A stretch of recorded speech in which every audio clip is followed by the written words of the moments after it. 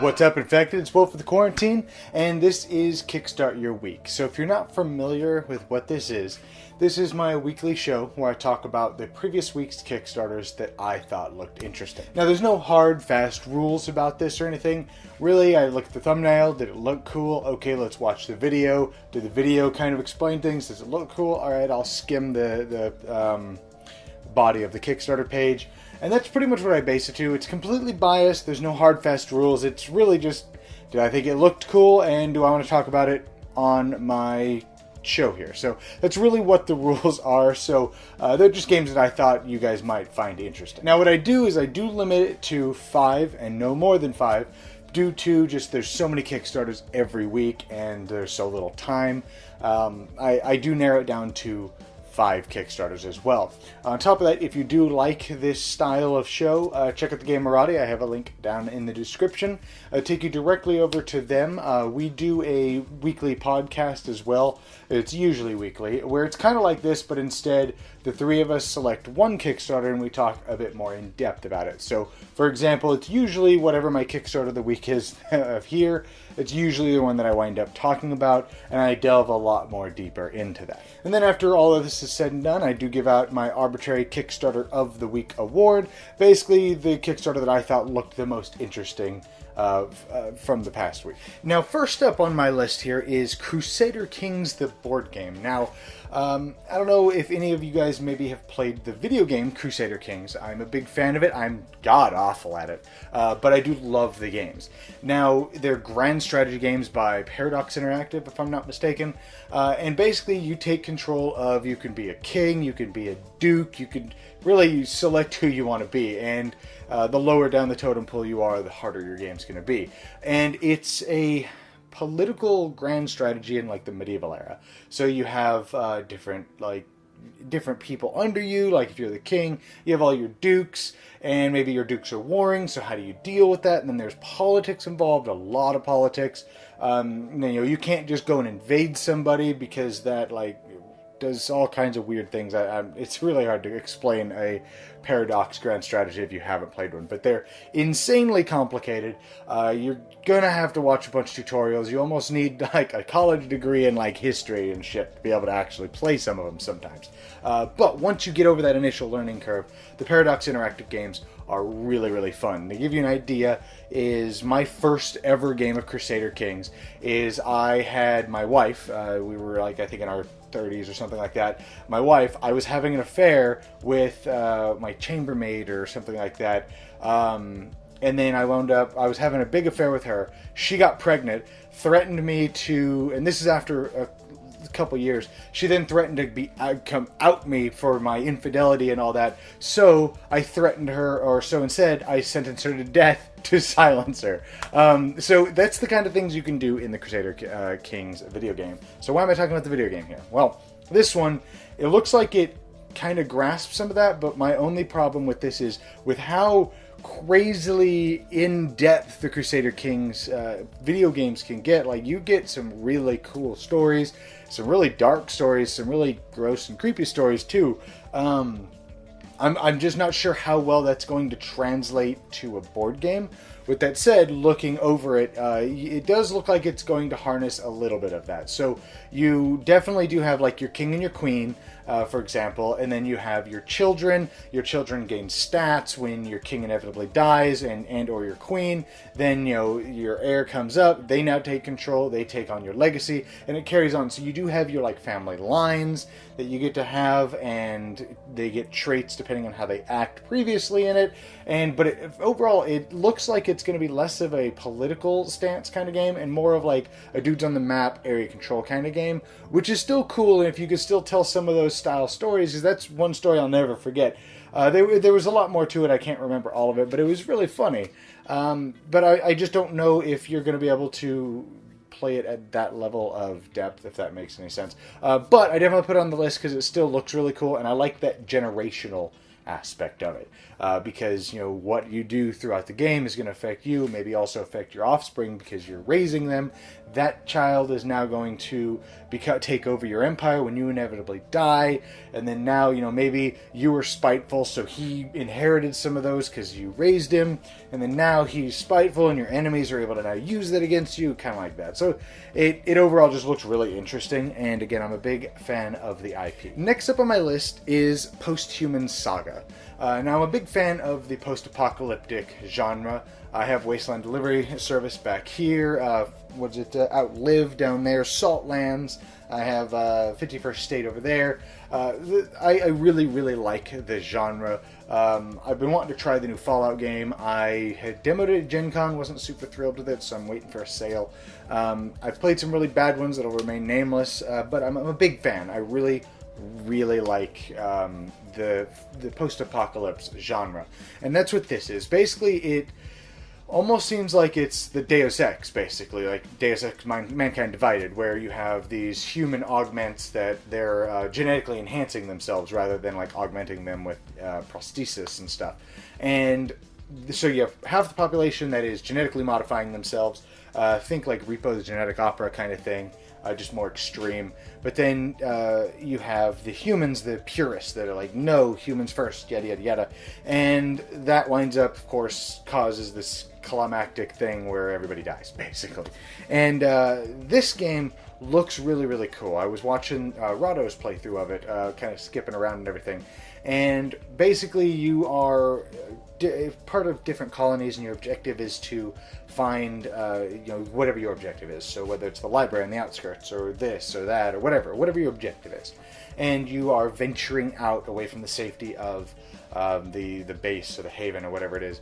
You're trying to venture out, and you are drawing new tiles, flipping them over. Depending on what's on those tiles, you encounter different things: raiders, bandits, whatever. But the combat is what looks really, really cool. Now, I'm a big fan of deterministic combat, where there's little to no luck.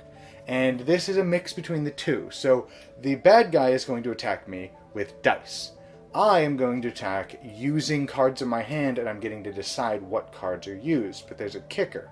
You always get to pick one card, and you have like a ranged area and then a melee area.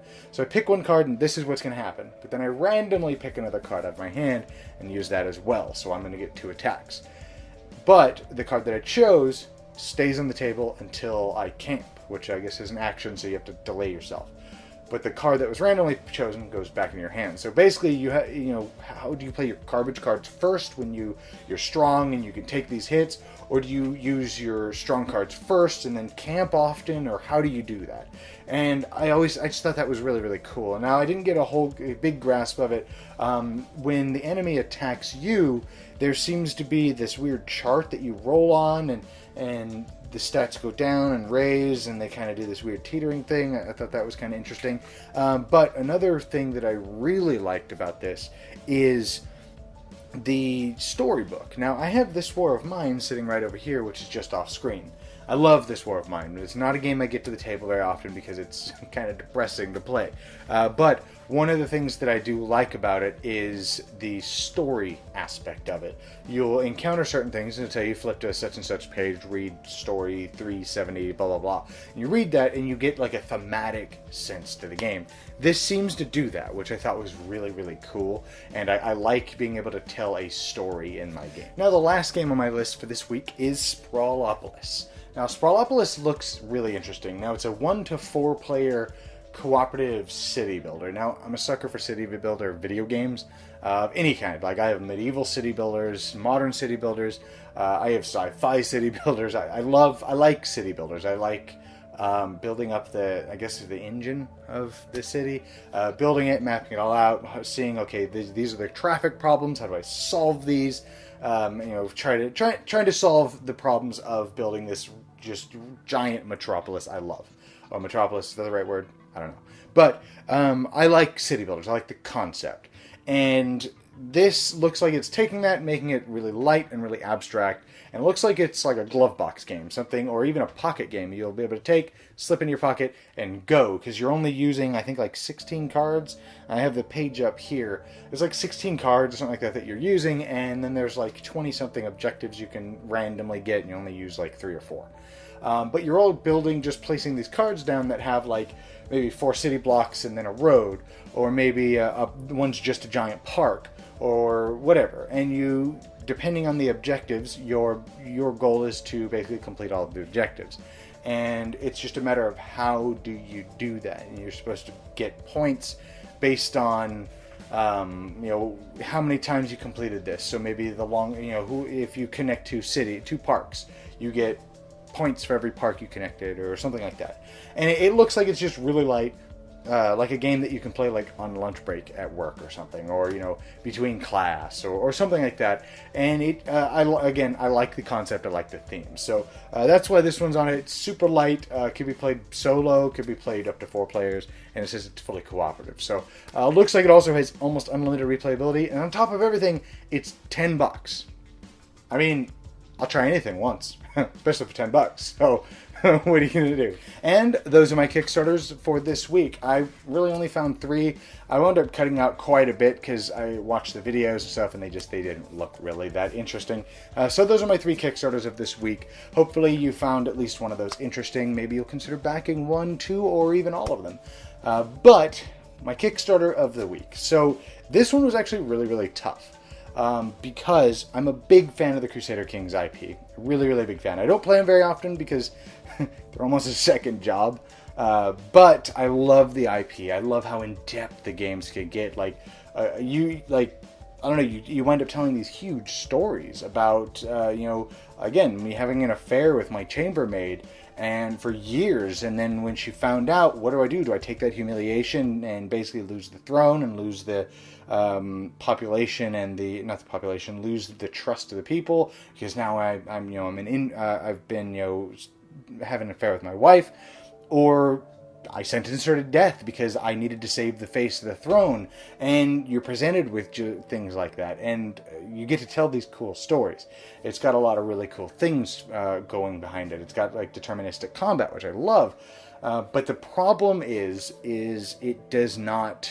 I don't know if it's going to be able to meet the complexity and just the scope that a grand strategy paradox game has on the computer. I don't see how you're going to be able to make that into a board game and keep it within a reasonable amount of time frame, reasonably easy to teach, because that's my biggest fear of that is teaching that would just be insane.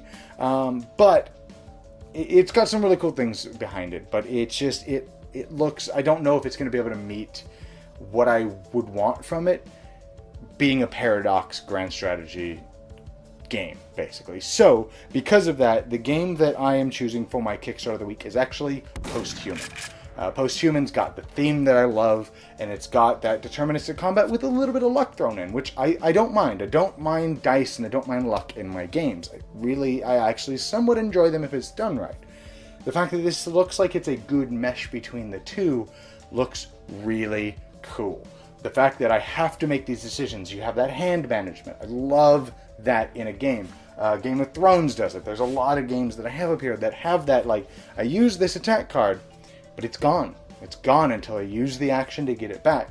To a lesser extent, Mission Red Planet uses it, which I think is going to be behind my graphic here. But I love that, because you wind up being faced, it's such a simple mechanic, and you're faced with such a difficult decision. Maybe you're going to need that later. Maybe next turn.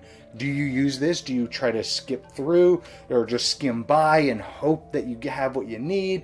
I really enjoy that in a board game. And the story aspect, again, like I mentioned, this War of Mine does it, where you enter this area, you read a little story blurb, and it's cool. And if they do as, probably not as many, but if they do it like this War of Mine did, there's a lot of them. I've played the game 2, 3, maybe 4 times, and I've never encountered the same story in general more than once. Like, I've read this same story, but when you read through so many, you forget a lot of them, and you don't remember what's what. So if they do something like that with this, that'll be really cool. Now, if there's just a small amount, then, you know, that's going to be a bummer, and that's going to take a lot away from the pizzazz of the game. So, yeah, Posthuman is definitely getting my Kickstarter of the Week award. It looks really, really cool. Honestly, I don't know if I might be backing both of those, or maybe even all three if I have the money. But this is turning more into a rant. I hope you guys enjoyed this. If you like this show and you'd like to help support me, definitely check me out on Patreon. If you'd rather not have the commitment or anything, I have a tip jar down in the description down below. Any little bit amount helps, even $1, definitely would appreciate it.